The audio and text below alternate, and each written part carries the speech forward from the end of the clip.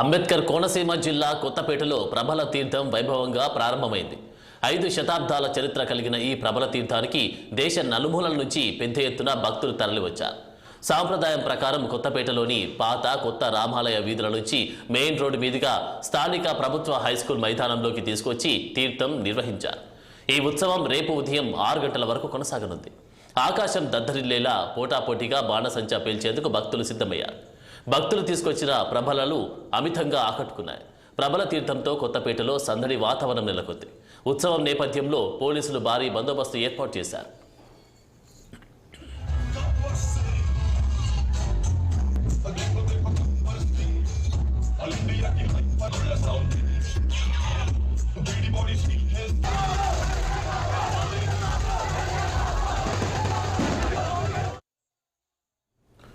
ఎన్టీఆర్ జిల్లా నందిగామలో కోడి పందాలు జోరుగా సాగుతున్నాయి.